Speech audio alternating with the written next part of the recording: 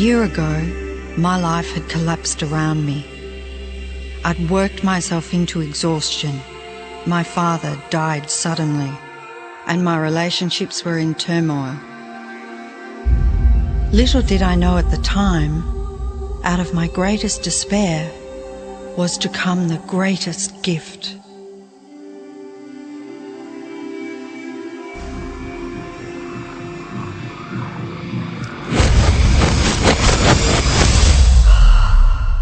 I'd been given a glimpse of a great secret.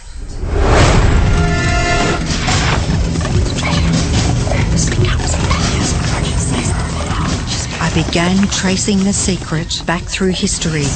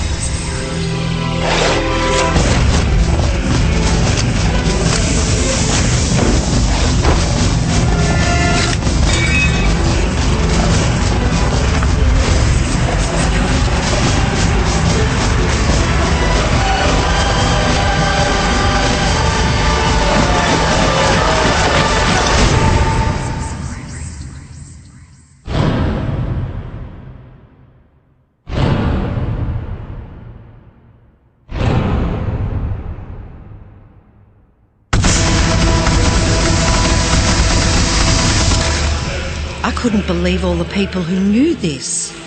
They were the greatest people in history.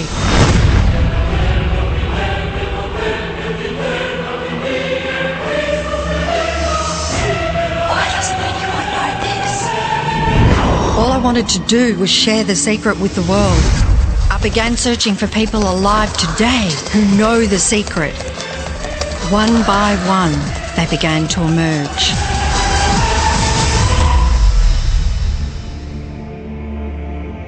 You know, this secret gives you everything you want. Happiness, health, and wealth. You can have, do, or be anything you want. We can have whatever it is that we choose. I don't care how big it is. What kind of a house do you want to live in? Do you want to be a millionaire? What kind of a business do you want to have? Do you want more success? What do you really want? I've seen many miracles take place in people's lives. Financial miracles, miracles of physical healing, mental healing, healing in relationships. All of this happened because of knowing how to apply the secret. This is the great secret of life.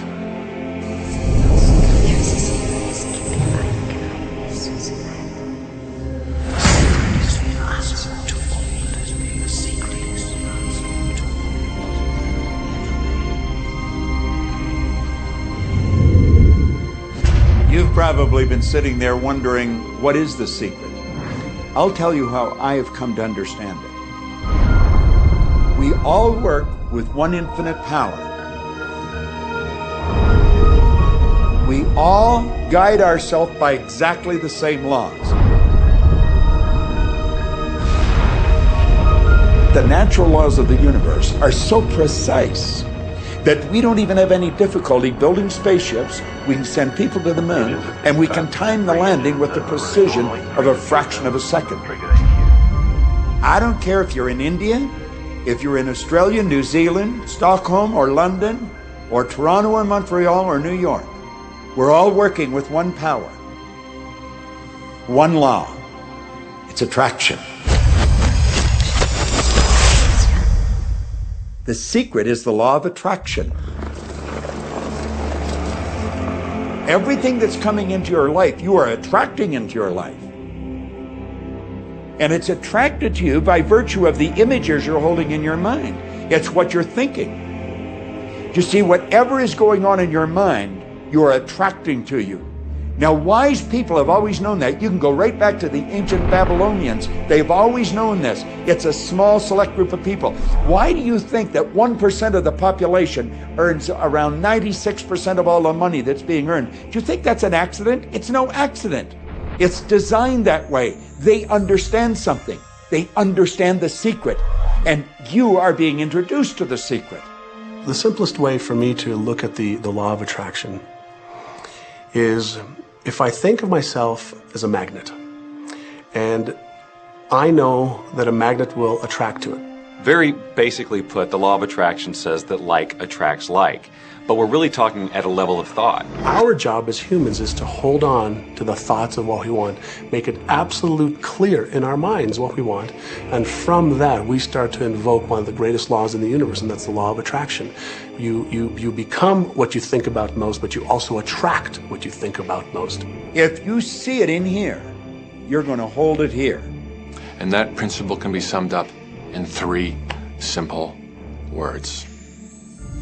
Thoughts become things. What most people don't understand is a thought has a frequency. Every thought has a frequency. We can measure a thought. And so if you're thinking that thought over and over and over again, or if you're imagining in your mind, okay, having that brand new car, having the money that you need, building that company, finding your soulmate, if you imagine what that looks like, you're emitting that frequency on a consistent basis. Thoughts are sending out that magnetic signal that is drawing the parallel back to you. See yourself living in abundance, and you will attract it. It always works. It works every time with every person. Here's the problem. Most people are thinking about what they don't want, and they're wondering why it shows up over and over and over again. The law of attraction doesn't care whether you perceive something to be good or bad, or whether you don't want it or whether you do want it. It's responding to your thoughts. So if you're sitting there looking at a mountain of debt, feeling terrible about it, that's the signal you're putting out into the universe. Wow, I feel really bad because of all this debt I've got. You're just affirming it to yourself. You feel it on every level of your being. That's what you're going to get more of.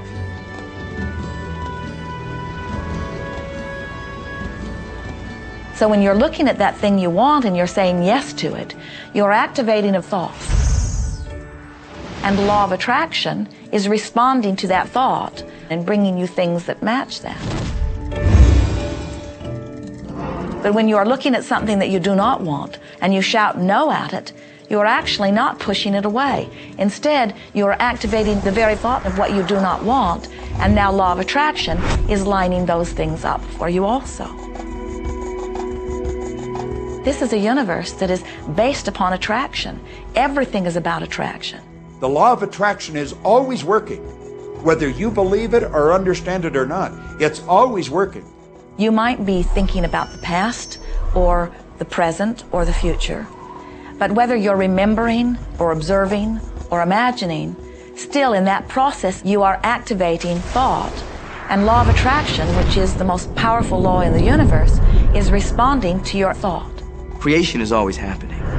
Every time an individual has a thought or a prolonged, chronic way of thinking, they're in the creation process. Something is going to manifest out of those thoughts. Law of attraction says, we'll give you whatever it is you say and focus on. And so if you're complaining about how bad it is, what you're creating is more of how bad it is. Oh, look! I got that!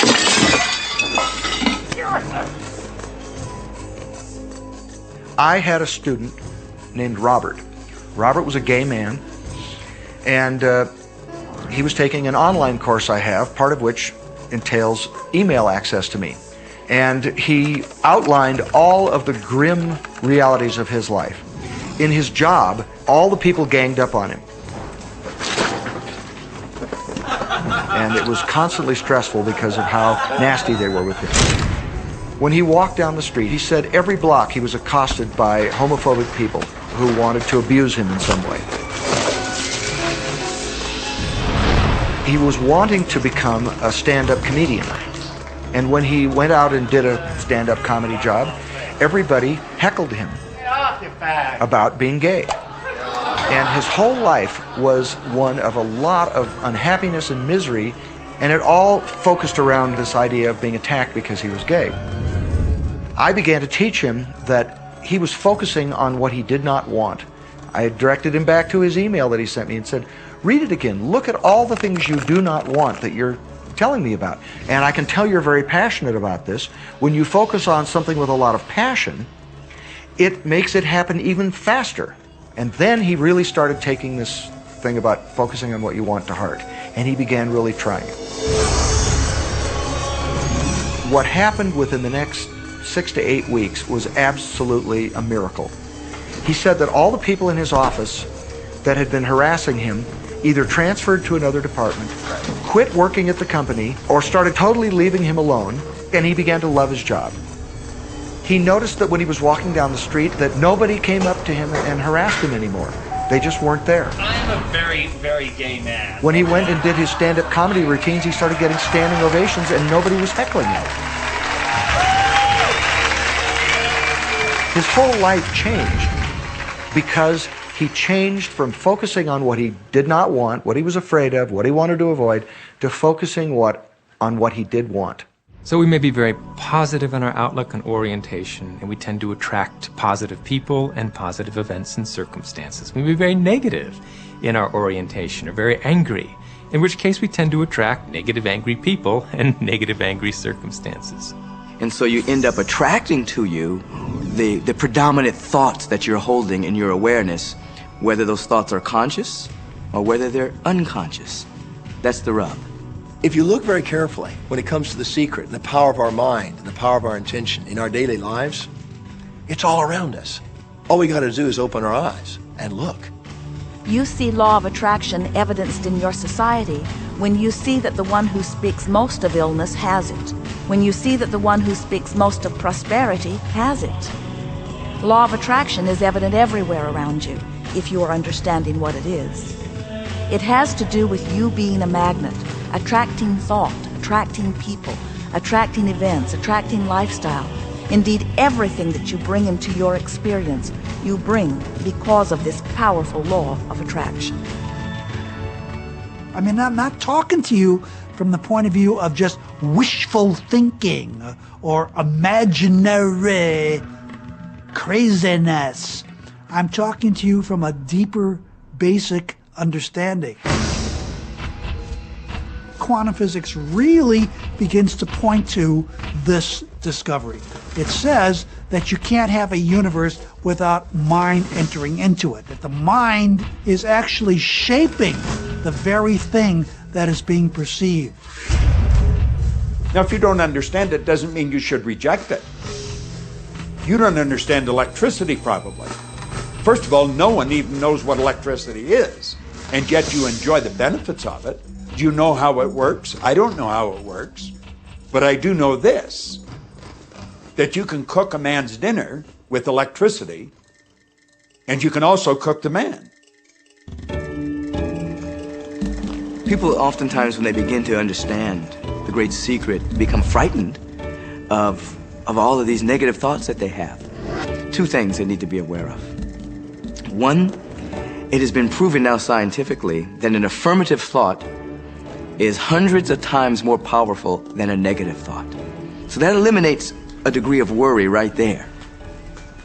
You live in a reality where there is this buffer of time, and truly that serves you. You're really not wanting to be in an environment where your thoughts manifest immediately.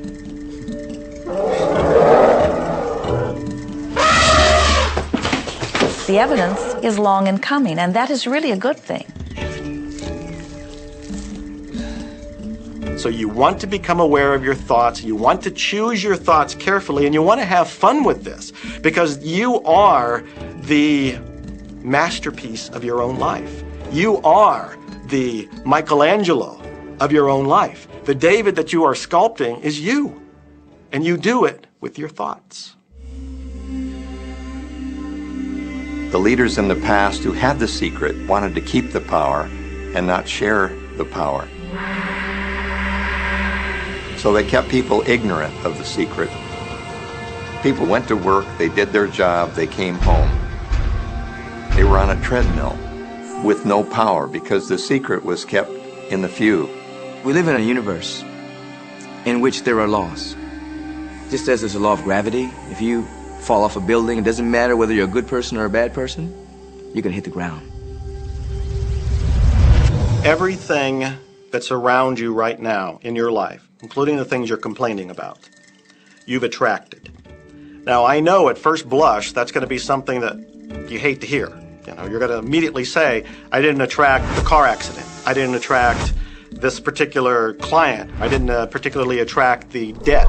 I didn't attract whatever it happens to be that you're complaining about. And I'm here to be a little bit in your face and to say, yes, you did attract it. And this is one of the hardest concepts to get. But once you've accepted it, it's life transforming. This is part of the overall giant secret here. And most of us attract by default. We just think that we don't have any control over it. Our thoughts are on autopilot, our feelings are on autopilot, and so everything is just brought to us by default. Now, if this is your first time to hear this, it may feel like, oh, I have to now monitor my thoughts. This is going to be a lot of work. It will seem like that at first, but that's where the fun begins. We do not encourage that you try to monitor your thoughts. That will sort of make you crazy. There are so many thoughts coming to you from so many different directions about so many different subjects. That's where your emotional guidance system comes in. Your emotions, your emotional guidance system is what helps you to understand what you're thinking. So your thoughts cause your feelings. The emotions are this incredible gift that we have to let us know what we're attracting. There are only two emotions from our perspective. One feels good and one feels bad. You call them all sorts of different things, but essentially, all of those negative emotions, whether you call it guilt or anger or frustration, all feel much the same. They do not feel good. And all of those are guidance saying that which you are thinking about right now is not in line with what you are really wanting. On another level, it's called bad frequency or bad vibes or whatever you want to call it. The one that feels good, that feeling of hope or happiness or love, that good feeling, that positive emotion, is guidance saying that which you are thinking right now is in alignment with what you are wanting. So it's really so simple. It's right there. The answer is, what am I attracting right now? Well, how do you feel? I feel good. Well, good. Keep doing that. Our feelings are a feedback mechanism to us about whether we're on track or not, whether we're on course or off course. The better you feel, the more in alignment you are. The worse you feel, the more out of alignment you are. What you are doing as you are moving through the variety of your day-to-day experience is you are offering thoughts that are literally formulating your future experience. And you can tell by the way you feel if the things that you are moving toward will please you when you get there.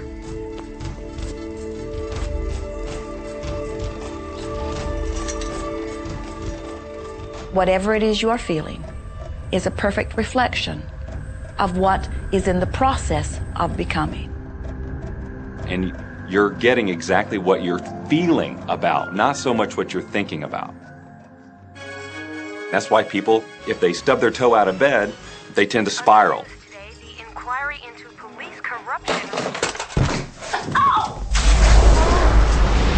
The whole day goes like that, you know. They have no clue that a simple shifting of their emotions can change their entire day and life. If you start out having a good day and you're in that particular happy feeling, as long as you don't allow something to change your mood, you're going to continue to attract, by the law of attraction, more situations, circumstances, people that sustain that happy feeling.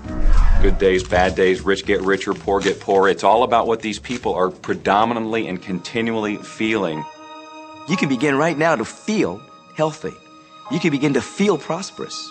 You can begin to feel the love that's surrounding you, even if it's not there. And what will happen is the universe will correspond to the nature of your song. The universe will correspond to the nature of that inner feeling and manifest, because that's the way you feel. So basically what you focus on with thought and feeling is what you attract into your experience, whether or not it's something you want. What you think and what you feel and what manifests is always a match. every single time, no exception. It's hard to swallow. But when we can begin to open ourselves up to that, the ramifications are awesome. It means that whatever thought has done in your life, it can be undone through a shift in your awareness.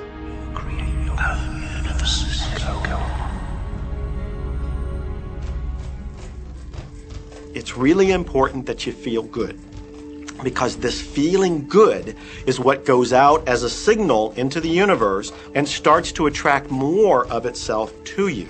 So the more you can feel good, the more you will attract the things that help you feel good and it'll keep bringing you up higher and higher.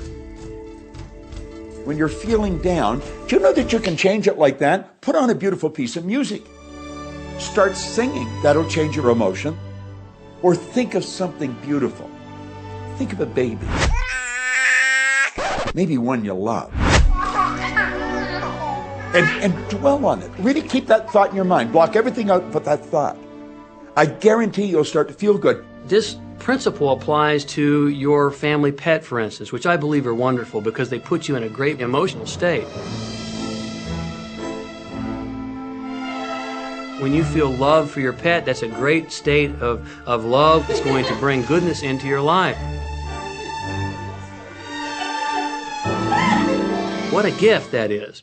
And when you begin to get the hang of this, when you begin to guide your thoughts based upon the way they feel, and you begin to notice the correlation between what you're feeling and thinking and what's coming back to you, before you know it, you will know that you are the creator of your own reality. And those who are watching from a distance will stand in amazement at the perfect life you live.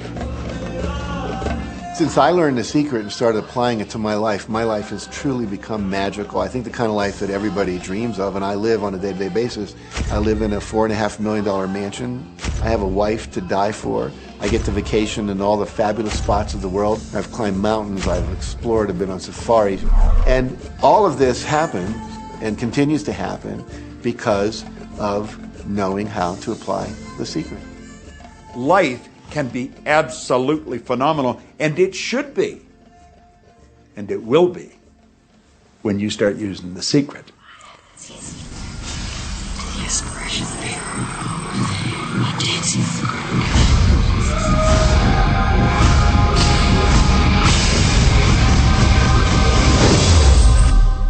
Well, a lot of people ask me what their job is in the creative process and what the job of the universe is. So let's look at that for a moment. Let's use this metaphor. If you think about Aladdin and his lamp, you've probably heard of that one. I mean, Aladdin picks up the lamp and he dusts it off, and out pops the genie.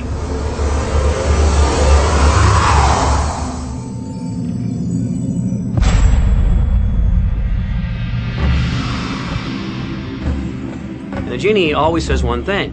Your wish is my command.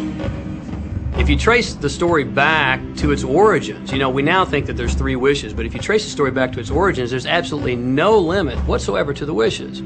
Think about that one. Now, let's take this metaphor and blow it out and apply it to you in your life. Remember, Aladdin is the one who always asks for what he wants. Then you've got the universe at large, which is this grand genie, and traditions, have called it so many different things. Your holy guardian angel, your higher self. I mean, we could put any label on it, and you choose the one that works best for you. But every tradition has told us there's something bigger than us. And the genie always says one thing. Your wish is my command. So we like to say to you that the creative process is a 3-step process. Step 1 is you must ask for what you want. You do not need to use words to ask. In fact, the universe is not even hearing words from you. The universe is responding completely to your thought.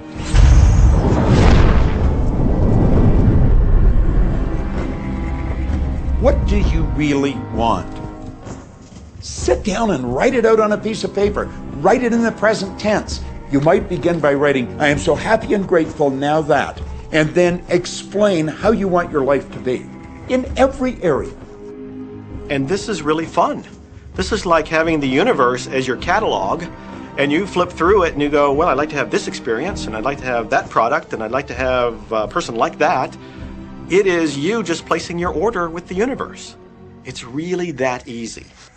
The second step is answer, an answer to what you're asking. And that is not your work in your physical form. The universe will do that step for you. All of the universal forces are responding to the thoughts that you have set into motion. Your wish is my command.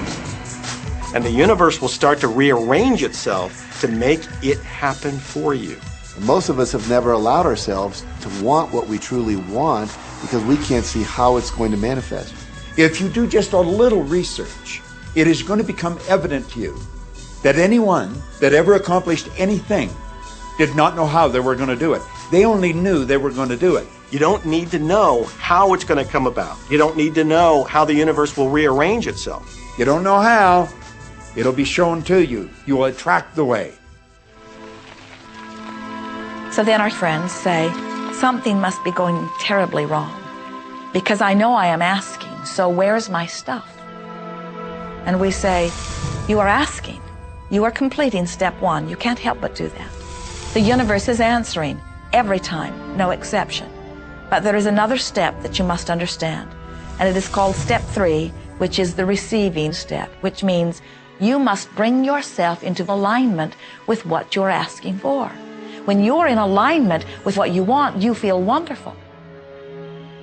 That's what enthusiasm is. That's what joy is. That's what appreciation is. That's what that feeling of passion is.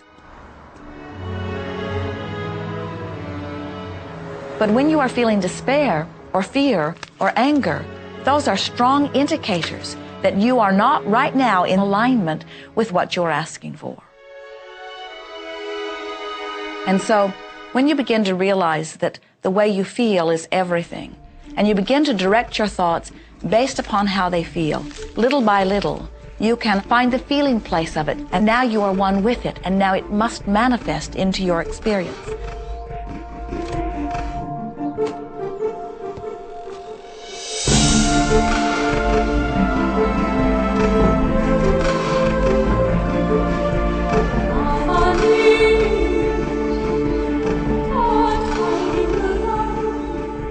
And when you turn that fantasy into a fact, you're in the position to build bigger and better fantasies. And that, my friend, is the creative process. So the law of attraction, the study and practice of the law of attraction is just figuring out what will help you generate the feelings of having it now. Go test drive that car. Go shop for that home. Get in the house. Do whatever you have to do to generate the feelings of having it now and remember them. Whatever you can do to do that will help you to literally attract it. It could be you wake up and it's just there, it's manifest. Or you might get some inspired idea of some action to take. You certainly shouldn't be going, well, I could do it this way, but man, I would hate that, because you're not on the right track if that's the case. Action will sometimes be required, but if you're really doing it in line with what the universe is trying to deliver, it's going to feel joyous, you're going to feel so alive, time will just stop, you could do it all day. The universe likes speed. Don't delay, don't second guess, don't doubt. When the opportunity's there, when the impulse is there, when the intuitive nudge from within is there, act. That's your job. And that's all you have to do. You will attract everything that you require. If it's money you need, you'll attract it. If it's people you need, you'll attract it. If it's a certain book you need, you'll attract it. You've got to pay attention to what you're attracted to. Because as you hold images of what you want, you're going to be attracted to things and they're going to be attracted to you. But it literally moves into physical reality with and through you. And it does that by law. You can start with nothing. And out of nothing and out of no way, a way will be made. Think of this. A car driving through the night, the headlights only go 100 to 200 feet forward. And you can make it all the way from California to New York driving through the dark because all you have to see is the next 200 feet. And that's how life tends to unfold before us. And if we just trust that the next 200 feet will unfold after that, the next 200 feet will unfold after that, your life will keep unfolding and it will eventually get you to the destination of whatever it is you truly want because you want it. Take the first step. You don't have to see the whole staircase. Just take the first step. Well, another thing people wonder about is how long is this going to take? How long will it take to manifest the car, the relationship, the money, whatever it happens to be? Well, I don't have any rule book that says it's going to take you 30 minutes or 3 days or 30 days. I think it's more a matter of you being in alignment with the universe itself.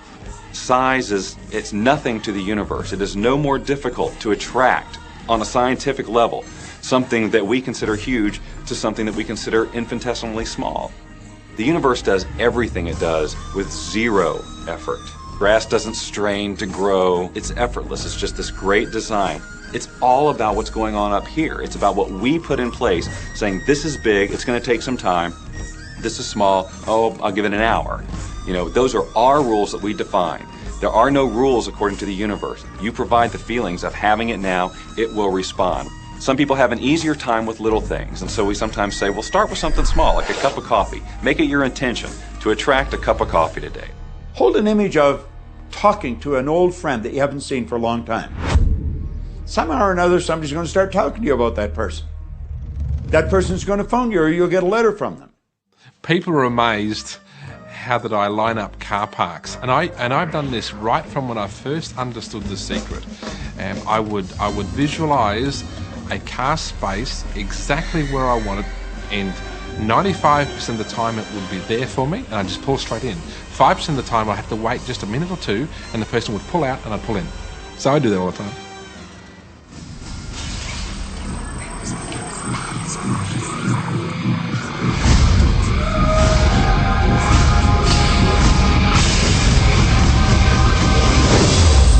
A lot of people feel stuck or in prison or confined by their current circumstances. And I'm trying to point out that whatever your circumstances right now, that is only your current reality. And current reality will begin to change as a result of watching this and beginning to use the secret. But sometimes it feels like you're stuck because you continue to think the same thoughts over and over again. And so you tend to get the same results over and over again. And the reason is because most people offer the majority of their thought in response to what they are observing. You see, if you're just looking at what is, then you're just thinking about what is. And when you think about what is, law of attraction gives you more of it. And then if you just observe what is, then you're just thinking about what is. And law of attraction gives you more of what is. And then if you just observe we've been over this, haven't we? You have to find a way that you are approaching what is through a different vantage point. Most people look at their current state of affairs and they say, this is who I am. That's not who you are. That's who you were.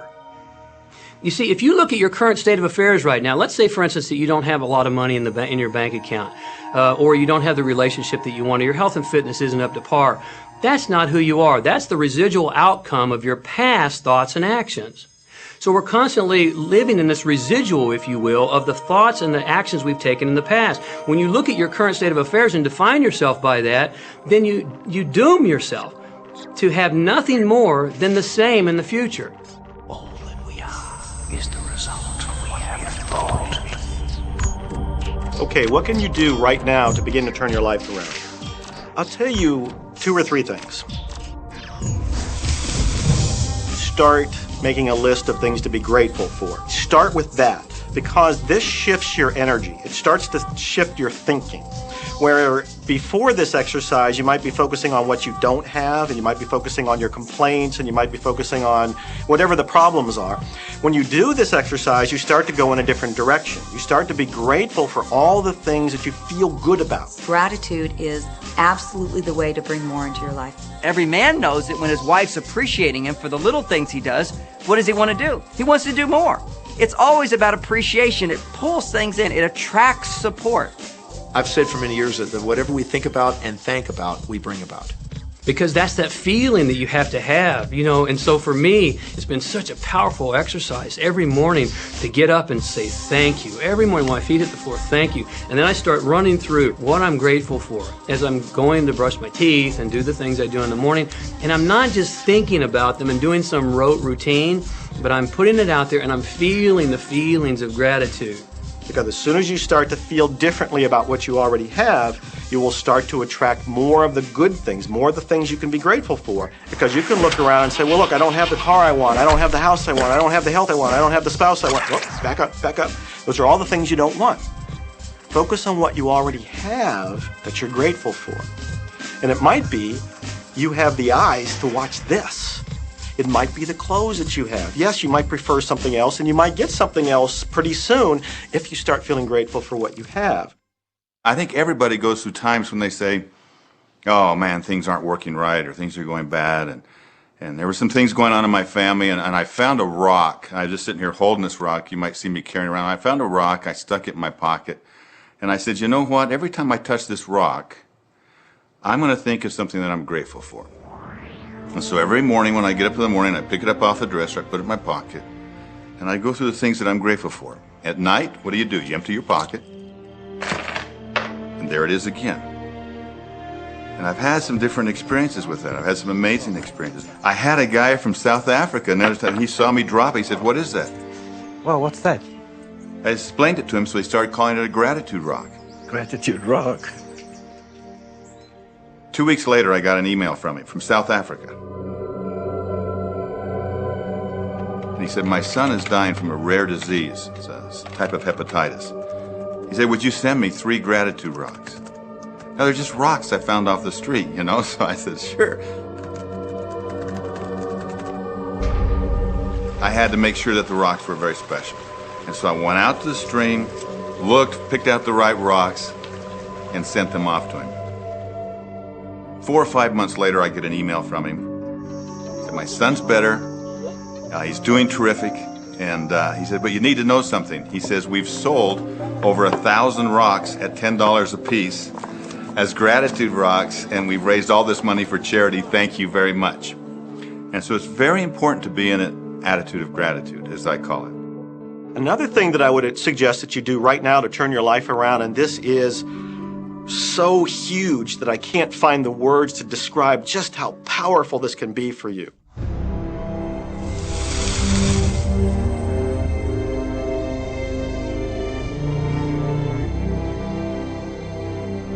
I took the visualization process from the Apollo program and instituted it during the 1980s and 90s into the Olympic program. And it was called visual motor rehearsal. When you visualize, then you materialize. And the interesting thing about the mind is we took Olympic athletes and then hooked them up to sophisticated biofeedback equipment and had them run their event only in their mind. Incredibly, the same muscles fired in the same sequence when they were running the race in their mind as when they were running it on the track. How could this be? Because the mind can't distinguish whether you're really doing it or whether it's just a practice.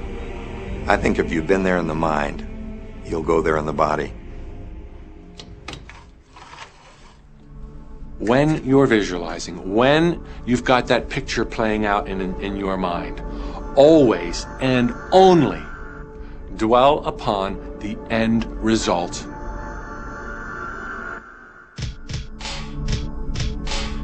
Here's an example. Look at the back of your hands right now.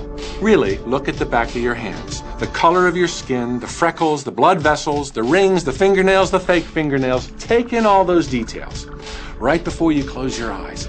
And then see those hands, your fingers, wrapping around the steering wheel of your brand new car.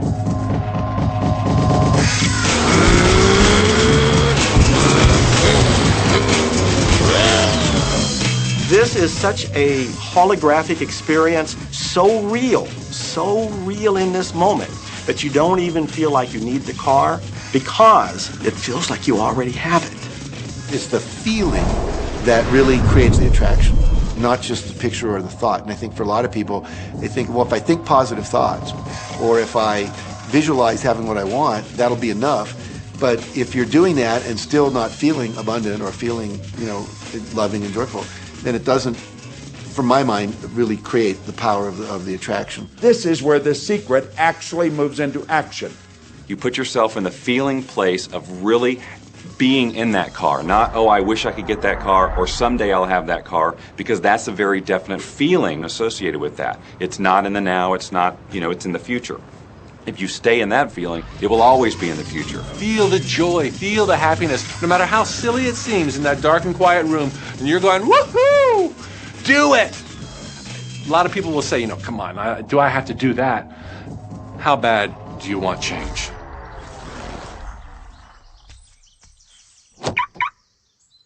Now that feeling and that inner seeing will begin to be an open doorway through which the power of the universe will begin to express. What power is, I cannot say. All I know is that it exists. Our job is not to figure out the how. The how will show up out of the commitment and the belief in the what. The hows are the domain of the universe. It always knows the shortest, quickest, fastest, most harmonious way between you and your dream. If you turn it over to the universe, you will be surprised and dazzled by what is delivered to you. This is where magic and miracles happen. Well, I would say you want to do this virtually daily, but my disclaimer is this should never be a chore. What's really bottom line importance here to the whole secret is feeling good. You want to feel exhilarated by this whole process. You want to be high, happy, in tune as much as possible. The only difference between people who really are living this way and people who aren't, living in the magic of life, is that the people who are living in the magic of life have habituated ways of being. They have habituated this process, and magic happens with them wherever they go, because they remember it and they do it all the time, not as a one-time event. People hold that for a while and they're really a champion at it. And they say, you know what, I'm fired up, I saw this program and I'm going to change my life. And yet, results aren't showing, and beneath the surface, it's just about ready to break through. And someone will look at the surface results and go, this stuff doesn't work. And you know what? The universe says, your wish is my command. And it goes down. Knowing the law of attraction, I wanted to really put it to use and to see if it was, what would happen. And in 1995, I started to create something called a vision board, where I take something that I would want to achieve or something that I want to attract, like a car or a watch or the soulmate of my dreams, and I'd put a picture of what I wanted up on this board called the vision board. And every day I would sit in my office and I would look up at this board and I would start to visualize. I would really get into the state of having already acquired it. I was getting ready to move, as we put all the furniture, all the boxes, put into storage. And I made 3 different moves over a period of 5 years. And then I ended up in California and bought this house, renovated it for a year, and then had all the stuff brought from my former home 5 years earlier. One morning, about 7:30 in the morning, my son comes into my office, and one of the boxes that was sealed for 5 years was right at the doorstep. And my son, Keenan, was sitting on the box, banging away at the box. And I said, sweetheart, will you please stop me? I'm doing some work here. And he says, what's in the boxes, Daddy? And I said, well, honey, those are my vision boards. What's a vision board? I said, well, it's where I put all my goals up. I cut them out and I put all my goals up as something that I want to achieve in my life. And of course, at 5.5 years old, he didn't understand it. So I said, sweetie, let me just show you, because that'll be the easiest way to do it. And so I cut the box open. And when I pulled up the vision boards, there was a picture on there of a home that I was visualizing 5 years earlier. And what was shocking to me was we were living in that house, not a house like it. I had bought my dream home, renovated it, and didn't even know it. But I looked at that house, I started to cry because I was just blown away. Why are you crying? Honey, I finally understand how the law of attraction works. I finally understand the power of visualization. I finally understand everything that I've read, everything that I've worked with my whole life, the way I've built companies. It worked for my home as well. And I bought our dream home and didn't even know it. It is the preview of life's attraction. Decide what you want. Believe you can have it. Believe you deserve it. Believe it's possible for you. And then close your eyes every day for several minutes and visualize having what you already want and feeling the feelings of already having it. Come out of that and focus on what you're grateful for already. And really enjoy it, okay? And then go into your day and release it to the universe and trust that the universe will figure out how to manifest it.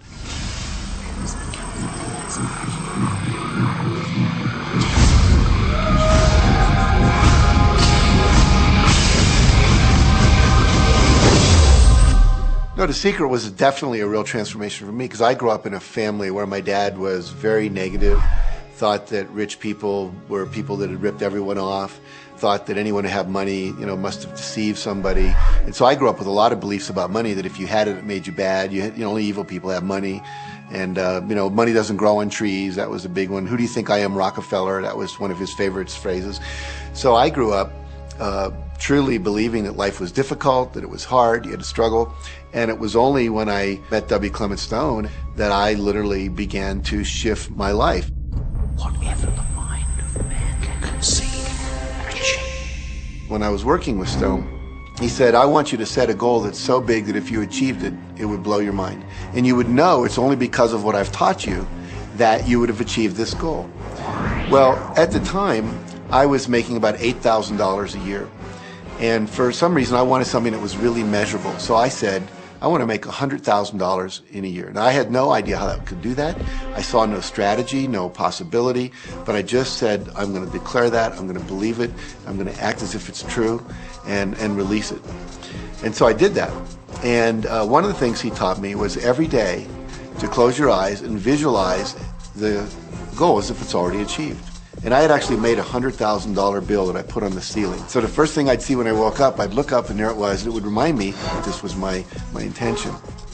And then I would close my eyes and visualize having this $100,000 a year lifestyle. And interestingly enough, nothing major happened for about 30 days. I didn't have any great breakthrough ideas. No one was offering me more money. And all of a sudden, I was in the shower. It was about 4 weeks into it, and I had a $100,000 idea. It just came right into my head. I had a book I had written, and I said, if I could sell 400,000 copies of my book at a quarter each, that'd be $100,000. Now, the book was there, but I never had this thought. And one of the secrets, I think, is that when you have inspired thought, you have to trust it, and you have to act on it. Now, I didn't know how to do that. I didn't know how I was going to sell 400,000 copies. We'd never done that. And then I saw the National Enquirer at the supermarket. I had seen that millions of times, and it was just background. And all of a sudden, it jumped out of me as foreground, and I thought, wow, if readers knew about my book, certainly 400,000 people would go out and buy it. And about 6 weeks later, I gave a talk at Hunter College in New York to 600 teachers, and this lady comes up at the end and she says, that was a great talk. I'd like to interview you. Let me give you my card. And I said, who do you write for? I'm a freelancer, but I sell most of my stuff to the National Enquirer. And I had this little theme from the Twilight Zone went off in my head. You're like, whoa, this stuff's really working. So that article came out, and our book sales started to take off. But the point I want to make is that I was attracting into my life all these different events, including this person. And to make a long story short, I did not make $100,000 that year. We made $92,327. But do you think we were like depressed and going, this doesn't work? No, we were going, whoa, this is amazing. And so my wife said to me, wow, if it works for 100,000, you think it'd work for $1 million? And I said, I don't know. I think so. Let's try it. My publisher actually wrote me a check as a royalty check for our first Chicken Soup for the Soul book. And he actually put a smiley face in his signature because it was the first $1 million check he'd ever written. And so I know from my own experience, because I wanted to test it, does this secret really work? And when we put it to the test, it absolutely worked. And now I live my life from that every single day. Well, I can just imagine what a lot of people that are watching this are thinking. And that is, how can I attract more money into my life? How can I get more of the green stuff? How can I get more wealth and prosperity? How can I, when I love my job, deal with the credit card debt that I have? And the realization that maybe there's a ceiling on the money that can come in because it's coming to me through my job. How can I bring in more? Intended. This goes back to one of the things we've been talking about throughout the whole secret. Your job is to declare what you would like to have from the catalog of the universe. Well, if cash is one of them, say how much you would like to have. I would like to have $25,000 unexpected income within the next 30 days. or whatever it happens to be. It should be believable for you. Most people have a goal of getting out of debt. That'll keep you in debt forever. Whatever you're thinking about, you will attract. You'll say, but it's get out of debt. I don't care if it's get out or get in. If you're thinking debt, you're attracting debt. Set up an automatic debt repayment program and then start to focus on prosperity. So many times people say to me, well, I'd like to double my income in the next year. But then you look at their actions and they're not doing the things that are going to make that happen. And they'll turn right around and go, well, I can't afford that. Okay, guess what? Your wish is my command. As you are fussing about not having enough money, as you are talking to your friend about not having enough money, as you are feeling unhappy about not having enough money, you are actually activating within yourself or continuing the activation of a thought that is very different from the desire that you have launched. What it just comes down to is you just can't want more money and focus upon not enough. When I first understood the secret, I was getting bills every day. I'd get a bunch of bills in the mail, and I thought, how do I turn this around? The law of attraction states that what you focus on, you will get. So I got a bank statement. I whited out the total, and I put a new total in there. I put exactly how much I wanted to see in the bank. So I thought, what if I just visualize checks coming in the mail? So I just visualize a bunch of checks coming in the mail. Within just 1 month, things started to change. And it is amazing. Today, I just get checks in the mail. I get a few bills, but I get more checks than bills. I grew up on you have to work hard for money, you have to work hard for money. And so I replaced that with money comes easily and frequently. Now, in the beginning, it feels like a lie, right? There was a part of your brain that will say, oh, you liar, it's hard. So you have to know it's this little tennis match that will go on for a while. When it comes to creating wealth, wealth is a mindset. It's all about how you think. I'd say 80% of my coaching that I do one-on-one with folks is about their psychology and the way they think. And I know when people are listening, they say, oh, well, you can do it, I can't. Every person has the capability to change the way they're in a relationship and conversation with money. I find so many people who maybe make a tremendous amount of money, but their relationships stink.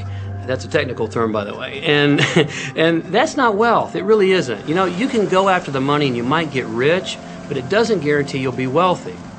I'm not suggesting that money isn't a part of wealth. It absolutely is. But it's only a part. And then I meet a lot of people who are quote unquote spiritual, but they're sick and broke all the time. That's not wealth either. Life is meant to be abundant in all areas. Many people in Western culture are striving for success. They want to have the home, they want their business to work, they want all of these things. But what I found in my research is that having those things certainly doesn't guarantee what we really want, which is happiness. And that's when all those outer things come. They don't come from going after them first to get happiness. It's backwards. You go for the sense of inner joy, of inner peace, of inner vision first, and then all the other things from the outside appear.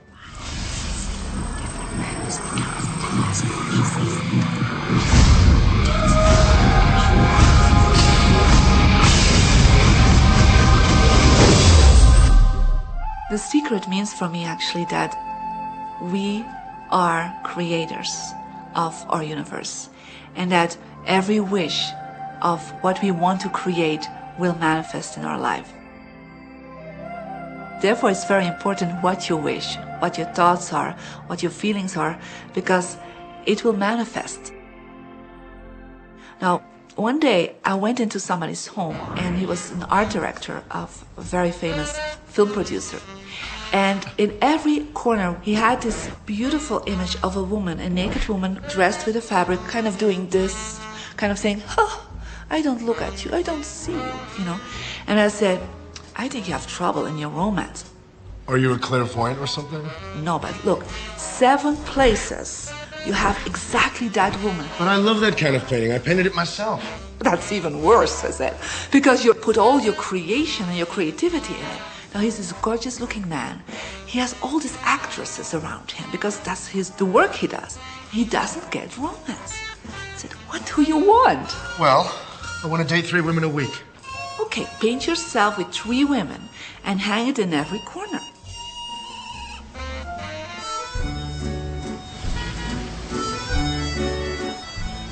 6 months later, I see him in Europe and said, how is your love life? Great. They just call me. They all want to date me. Because that's your wish. Now I have like 3 dates a week.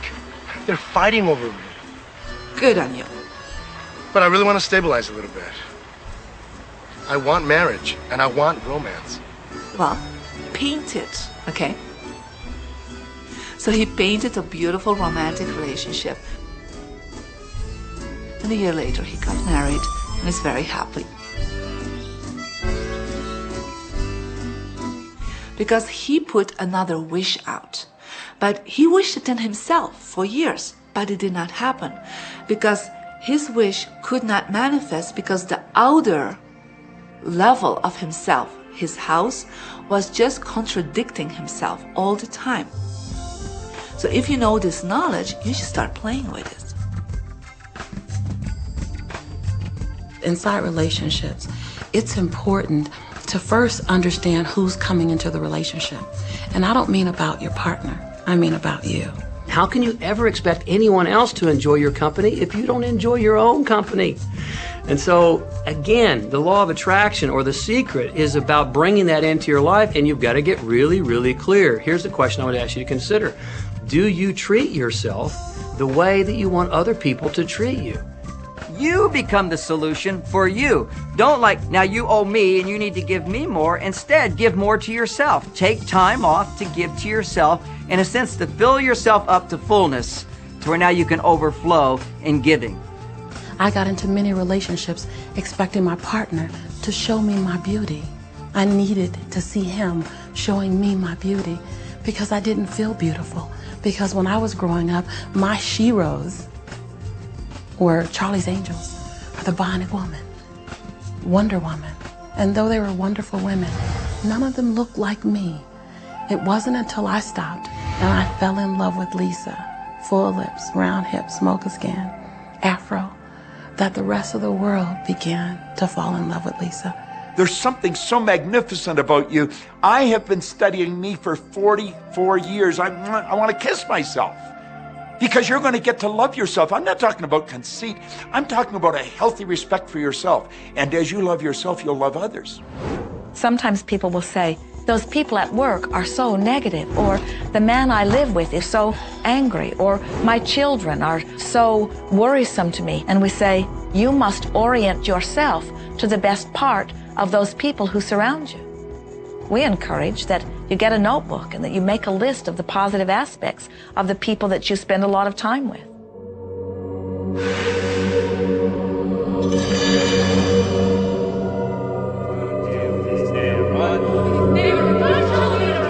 There could be someone that you have a terrible experience with, a terrible relationship with. And in the privacy of your own mind, and with quite a bit of work, we will admit, as you focus upon things that you like most, those people will become that mostly to you. And even though you cannot create in their reality, if they are in a mood or an attitude that doesn't match the mood or attitude that you have about them, they'll zig while you zag. Law of attraction will not put you in the same space together. Your frequencies don't match up. If you knew your potential to feel good, you would ask no one to be different so that you can feel good. You would free yourself of all of that cumbersome impossibility of needing to control the world or control your mate or control your child. You are the only one who creates your reality. For no one else can think for you. No one else can do it. It is only you. Every bit of it you.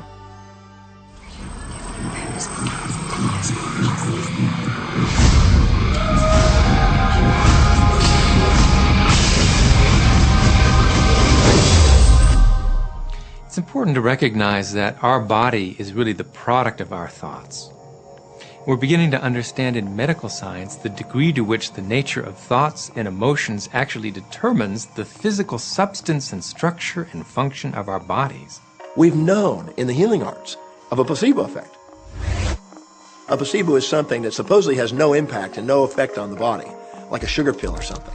You tell the patient that this is just as effective. And what happens is the placebo has the same effect, if not greater effect, than sometimes the medication is supposed to be designed for that effect. So they found out that the human mind is the biggest factor in the healing arts. more so than sometimes the medication. If somebody is in a situation where they're sick and they have an alternative to try to explore what is in their mind creating it versus using medicine, if it's an acute situation that could bring death to them, then obviously the medicine is a wise thing to do while they explore what the mind is about. So you don't want to negate medicine. Every form of healing has a place. There is only a stream of well-being that flows, you know. It is a stream of pure positive energy. And the universe, all that we know, is abundant with only that. This is a world that is based upon well-being, and well-being dramatically abounds. And when you are allowing that stream to flow in its fullness, you feel very, very good. And when you are pinching it off a bit, you feel not so good. There is only a stream of goodness or well-being which you are allowing or not. And your magnificent emotions are telling you what the mix is, how you're doing in your allowing or your resisting of this connection. You know people who have had terminal disease. Stop and think of the word dis-ease. Hyphenate the word. That's a body that's not at ease. We've got 1,000 different diagnoses and disease out there. They're just the weak link. They're all the result of one thing: stress. And you put enough stress on the chain, you put enough stress on the system, and one of the links breaks. Our physiology creates disease to give us feedback, to let us know we have an imbalanced perspective and we're not loving and we're not grateful. So the body's signs and symptoms are not something terrible. The question that's frequently asked is when a person has manifested a disease in their body temple or some kind of discomfort in their life, through the power of right thinking, can it be turned around? And the answer is absolutely yes. On November 23rd, I was diagnosed with breast cancer. I truly believed in my heart, with my strong faith, that I was already healed. During the day, all day long, I would just say, thank you for my healing. On and on and on I went, thank you for my healing. I believed in my heart I was healed. I saw myself as if cancer was never in my body. One of the things I did to heal myself was to watch very funny movies. That's all we would do, is just laugh, laugh, laugh. We couldn't afford to put any stress in my life because we knew stress was one of the worst things you can do while you're trying to heal yourself. From the time I was diagnosed, which was November 23rd, to the time I was healed totally was approximately 3 months. And that's without radiation and chemotherapy. Well, we come with a basic program. It's called self-healing. You get a wound, it grows back together. You get a bacterial infection, the immune system comes and takes care of those bacteria and heals it up. The immune system is made to heal itself. Dis-ease cannot live in a body that's in a healthy emotional state. Your body is casting off millions of cells every second, and it's creating millions of new cells. In fact, literally, parts of our body are replaced every day. Other parts take a few months, other parts a couple of years.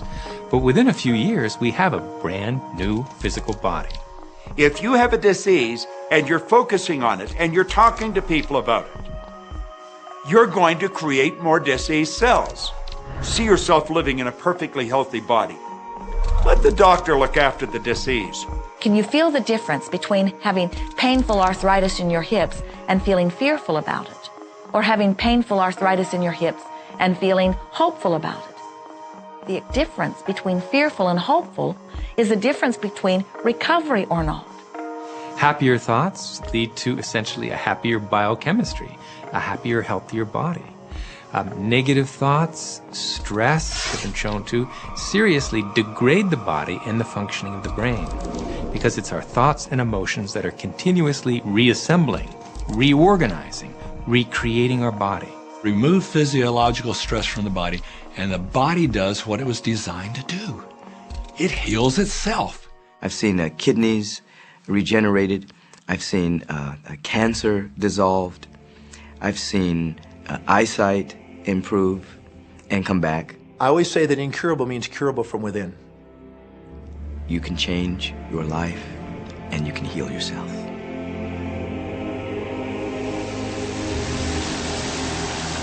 Well, my story begins on March 10, 1981. It really changed my whole life. It was a day I'll never forget. I crashed an airplane.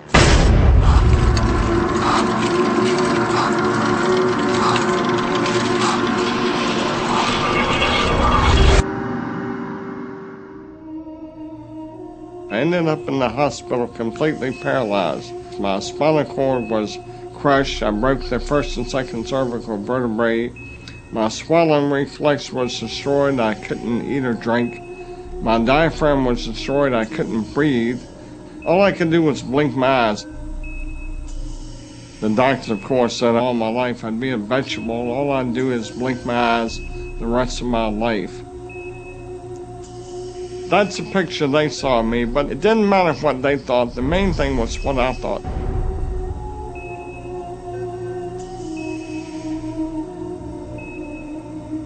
I picture myself being a normal person again, walking out of that hospital. The only thing I had to work with in the hospital was my mind. As long as you have your mind, you can put things back together again. I was hooked to a respirator, and they said I'd never breathe on my own again because my diaphragm was destroyed. But this little voice kept saying to me, breathe deep, breathe deep.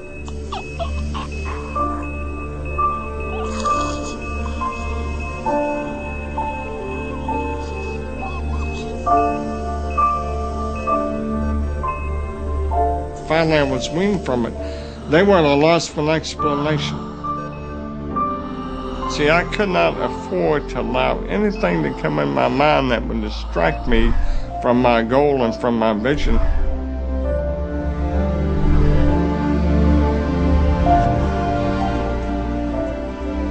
Well, I set a goal to walk out of the hospital on Christmas. That was my goal.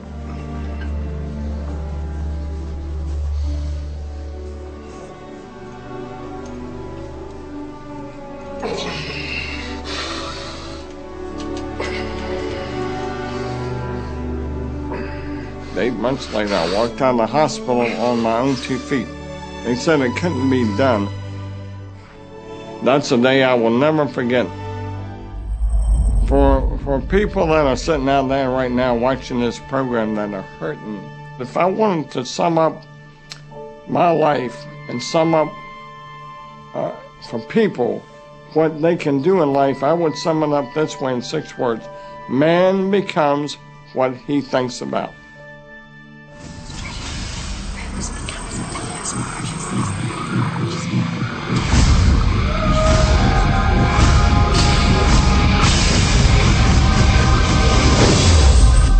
We notice that there are so many people who are living life in a very conditional way. They look out and they see things that are wonderful and they say, yes, we want more of those. We would vote for that. We would support that with our time and energy and money. But then they look out and they see things that they do not want, terrible things that they do not want to live and that they do not want to see others live. And they say, we've got to do something about getting rid of those things. But they don't realize that as they push against the unwanted, they add power to it. In this world, there is a war against poverty and a war against cancer and a war against teenage pregnancy and a war against terrorism and a war against violence and a war against terrorism. We mentioned that there's a war against terrorism, and all of this pushing against is only adding to, because you can't say no and make it go away. When you shout no, law of attraction is lining that up. The reason that what you resist persists is because if you're resisting something, you're saying, no, I don't want this thing because it makes me feel this way, the way I'm feeling right now. So you're just putting out this really strong emotion of, wow, I really don't like this feeling, and it's there, and it just comes racing towards you. You know, the anti-war movement creates more war. The anti-drug movement has actually created more drugs because we're focusing on what we don't want, drugs. People will say, well, shouldn't I focus upon that? That is true. And we say, that is like saying, because someone gave their attention to something they did not want long enough that now it is manifested, I should do it too. And we say, we don't really understand that reasoning. Mother Teresa was brilliant. She said, I will never attend an anti-war rally. If you have a peace rally, invite me. You know, she knew. She understood the secret. I mean, look what she manifested in the world. So if you're anti-war, be pro-peace. If you're anti-hunger, be pro people having more than enough to eat. If you're anti a particular politician, be pro his opponent. Often elections are tipped in the favor of the person that people are really against because he's getting all the energy and all the focus. You want to focus on what you want, not what you don't want. It's okay to notice what you don't want because that gives you contrast to say, well, this is what I do want. But the fact is that the more you talk about what you don't want or talk about how bad it is, read about all of that all the time, and then say, oh, how terrible it is, well, you're creating more of that. You know, so many times people say to me, well, James, I have to be informed. Maybe you have to be informed, but you don't have to be inundated. Learn to become still and to take your attention away from what you don't want and all the emotional charge around it and place the attention on what you wish to experience. I always say when the voice and the vision on the inside become more profound and more clear and loud than the opinions on the outside, you've mastered your life. You are not here to try to get the world to be just as you want it to be. You are here to create the world around you that you choose, while you allow the world as others choose it to be, to exist also.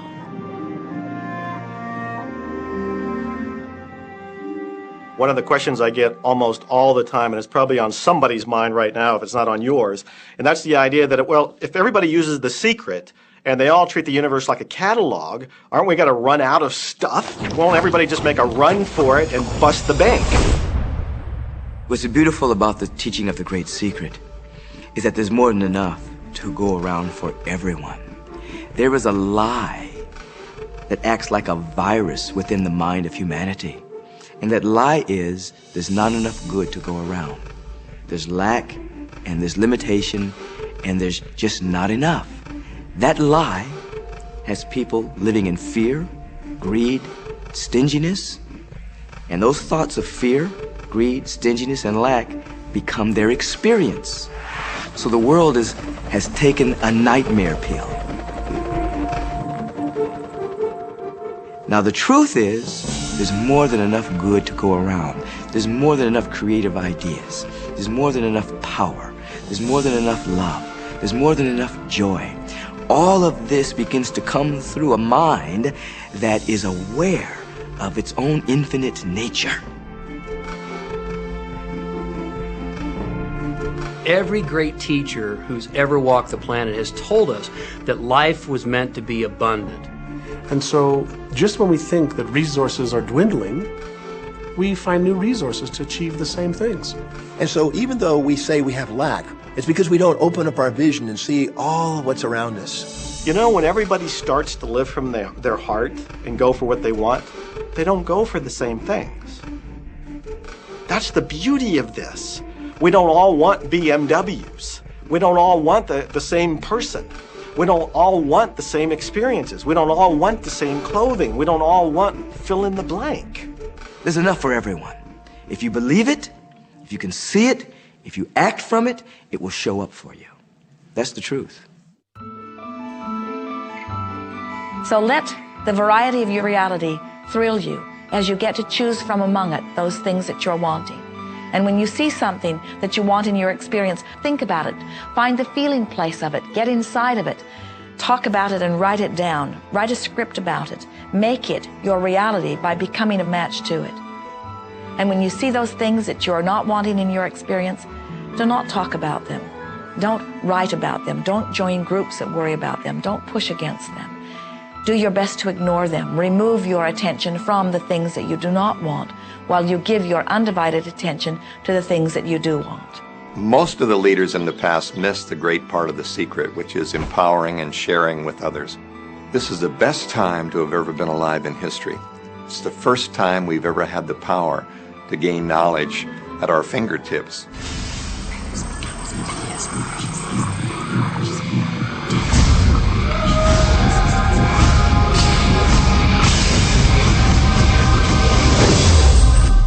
When we look around us, even at our own bodies, what we see is the tip of the iceberg. Think of this for a moment. Take your hand and look at it. Now, your hand looks solid, but it's really not.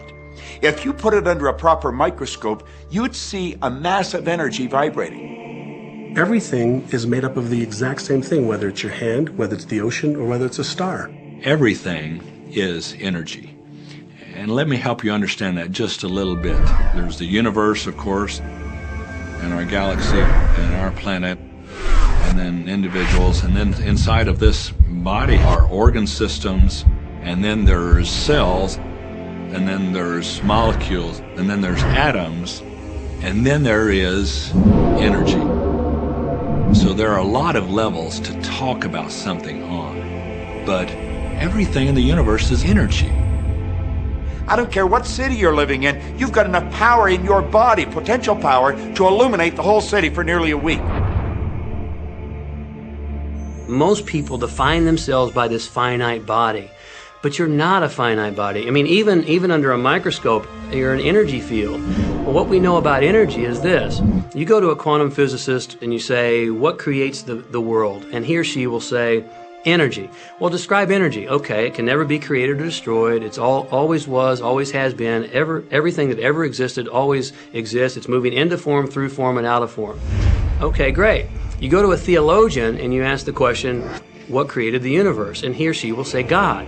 Okay, describe God. Always was and always has been, never can be created or destroyed, all that ever was, always will be, always moving into form, through form, and out of form. You see, it's the same description, just different terminology. And so if you think you're this meat suit running around, think again. You're a spiritual being. You're an energy field operating in a larger energy field. We're all connected. We just don't see it. There isn't an out there and an in here. Everything in the universe is connected. It's just one energy field. You are extensions of source energy, and you are here in these magnificent bodies, but your bodies have distracted you, for the most part, from who you really are. You are source energy. You are eternal beings. You are God force. You are that which you call God. Scripturally, we could say that we are the image and the likeness of God. We could say we are another way that the universe is becoming conscious of itself. We could say that we are the infinite field of unfolding possibility. All of that would be true. Every great tradition has told you that you were created in the image and the likeness of the creative source. That means that you have God potential and power to create your world, and you are. You are. And maybe you've created things to this point that are wonderful and worthy of you, and maybe you haven't. The question I'd ask you to consider is, do the results you have in your life, are they what you really want? And are they worthy of you? If they're not worthy of you, then when would now be the right time to change those? Because you have the power to do that. The power is broken. Is under our control. You know, a lot of people feel like they're victims in life, and they'll often point to past events, perhaps growing up with an abusive parent or in a dysfunctional family. And I would add as a parenthesis here that most psychologists believe that about 85% of families are dysfunctional. So it's like all of a sudden you're not so unique. My parents were alcoholics, my dad abused me, my mother divorced him when I was 6. From the age of 13 to 18, I was involved in street gangs. I had a severe motorcycle accident. I was homeless at one point in Dallas. I lived in poverty for 15 years in Houston. When I was a child, I had learning difficulties, and I was considered learning disabled, and I was told I would never read, write, or communicate, never amount to anything, not go very far in life. I mean, that's almost everybody's story in some form or not. So that's just called so what. The real what is, what are you going to do now? What do you choose now? Because you can either keep focusing on that or you can focus on what you want. And when people start focusing on what they want, what they don't want falls away. And that part expands and the other part disappears. We are wanting you to come to the place where you're beginning to offer your thought deliberately, where you're guiding your thoughts on purpose, where you are the creator of your own experience because you are the manager of your own thoughts. The beautiful thing about the law of attraction is that you can begin where you are, and you can begin to think, real thinking, and you can begin to generate within yourself a feeling tone of harmony and happiness. The law will begin to respond to that. So now you start to have different beliefs, like there is more than enough in the universe, or you have the belief that everything goes right for me. Or you have the belief that I'm not getting older, I'm getting younger. We can create it the way we want it by using the law of attraction. And you can break yourself free from your hereditary patterns, cultural codes, social beliefs, and prove once and for all that the power within you is greater than the power that's in the world.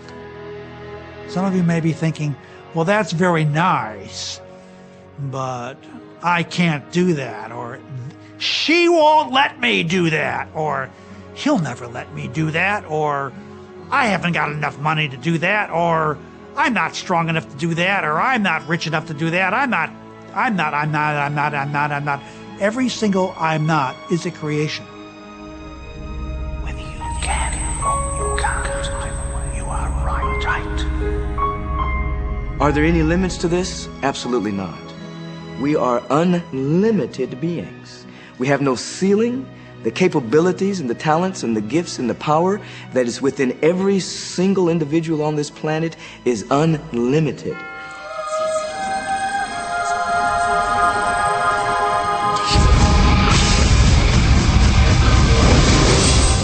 There is no blackboard in the sky on which God has written your purpose, your mission in life. There's no blackboard in the sky that says Neil Donald Walsh, a handsome guy who lived in the first part of the 21st century, who, then there's a blank, and all I have to do to really understand what I'm doing here, why I'm here, is to find that blackboard and find out what God really has in mind for me. But the blackboard doesn't exist. So your purpose is what you say it is. Your mission is the mission you give yourself. Your life will be what you create it as, and no one will stand in judgment of it now or ever. It took a lot of years for me to get this, because I grew up very much with this idea that, there was something I was supposed to do, and if I wasn't doing it, I was like, God wouldn't be happy with me, When I really got that my primary aim was to feel and experience joy, then I began to do only those things which brought me joy. We have a saying, if it ain't fun, don't do it, Joy, love, freedom, happiness, laughter. That's what it is. And if you've just experienced joy sitting there and meditating for an hour, by golly, do that. If you experience joy eating a salami sandwich, then do that. When I pet my cat, I'm in a state of joy. When I walk in nature, I'm in a state of joy. So I want to constantly put myself in that state. And when I do that, then all I have to do is have the intention of what I want, and what I want manifest. So inner happiness actually is the fuel of success. Anything that makes you feel good is always going to be drawing in more. You are listening to this right now. It's you that drew this into your life. It's your choice whether you want to take it and utilize it. If it feels good, if it doesn't feel good, then let it go. Find something that feels good, that resonates with your heart.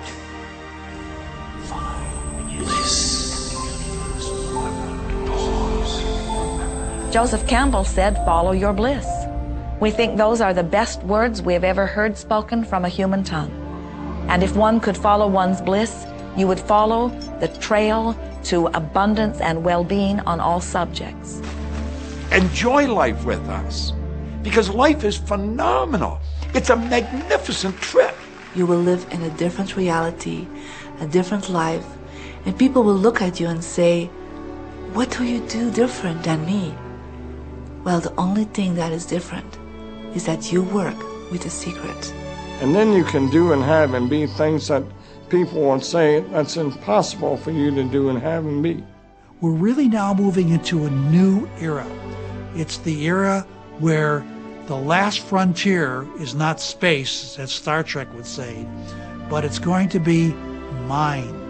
I see a future of unbounded potential, unbounded possibilities. Remember, we're using at most 5% of the potential of the human mind. 100% human potential is the result of proper education. So imagine a world where people were using their full mental and emotional potential.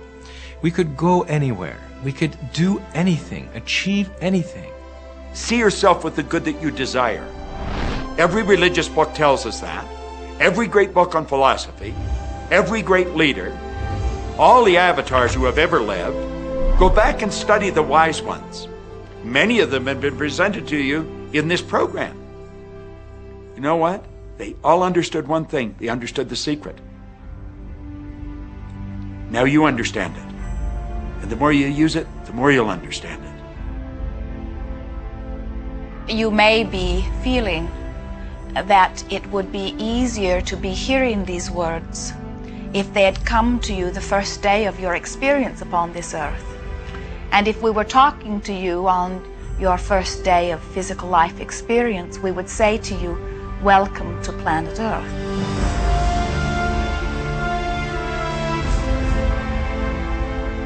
There is nothing that you cannot be or do or have. You are a magnificent creator, and you are here by your powerful and deliberate wanting to be here. Go forth, giving thought to what you are wanting, attracting life experience to help you decide what you want, and once you have decided, giving thought only unto that. Most of your time will be spent collecting data that will help you decide what it is you want. But your real work is to decide what you want and then to focus upon it. For it is through focusing upon what you want that you will attract it. That is the process of creating. I believe that you're great, that there's something magnificent about you. Regardless of what has happened to you in your life, regardless of how young or how old you think you might be, the moment you begin to think properly, there's something that is within you, there's power within you that's greater than the world, it will begin to emerge. It will take over your life. It will feed you. It will clothe you. It will guide you, protect you, direct you, sustain your very existence if you let it.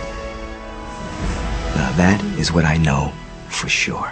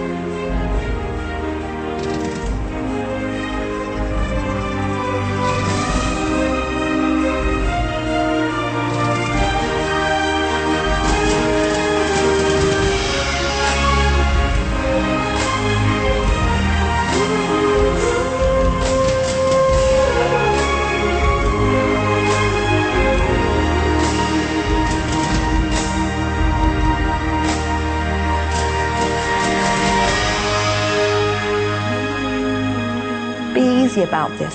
Have fun with it. There is nothing you are supposed to do, only that which you want to do.